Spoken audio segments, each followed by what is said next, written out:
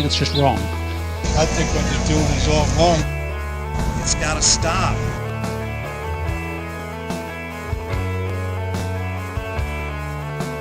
$720 million every day for the war.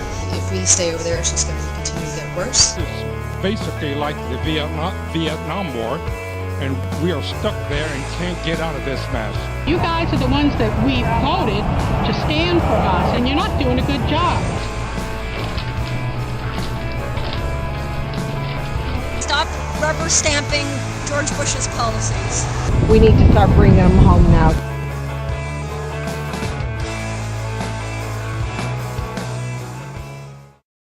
My name is John Bruns with Americans Against Escalation in Iraq. As an Iraq War veteran, I'm proud to join you and thousands of Americans across the country on Take a Stand Day. Today is the culmination of the Iraq Summer Campaign, the most organized and widespread effort to end the war in Iraq to date. With the help of tens of thousands of grassroots volunteers and millions of Americans, we've turned the heat up on Congress this summer to finally bring our troops home.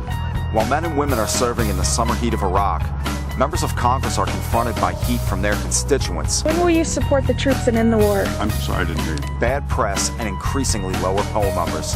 Three things Washington politicians never like to see. Tri-state politicians are feeling pressure. Anti-war protesters in Iowa are demanding changes in Iraq. From Nevada to Maine, Americans Against Escalation in Iraq has 40 so-called targets.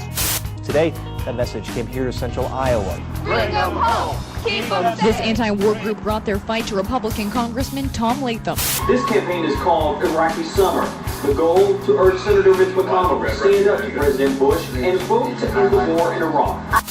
While the people behind me are hoping to raise awareness around the war in Iraq, they also have a very specific target for that message. Make sure that that our senators get that message, and that Senator Collins in particular is willing to take a stand and back up the words that she's been saying with an actual vote.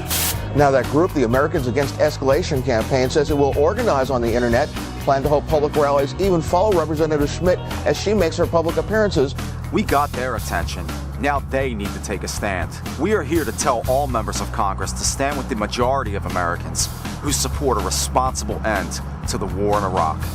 When we were attacked on 9/11, I was just finishing up my time in the reserves. That horrific event affected me deeply and convinced me to re-enlist for active duty. My decision took me to some unexpected places, like Iraq, where I was present at day one of the invasion and served there for 1 year.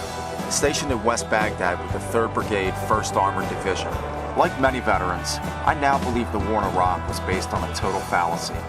We have done everything we can do militarily for Iraq. Our troops have completed their mission, and it is now time to bring them home. You've heard my story, and let's hear yours. My name is Sandra Johnson, and I am from Washington, Iowa. Please do not send my only son to Iraq. I went to Afghanistan shortly after 9/11. And then I went to Iraq for the invasion. This is a national security issue. We're completely bogged down in Iraq.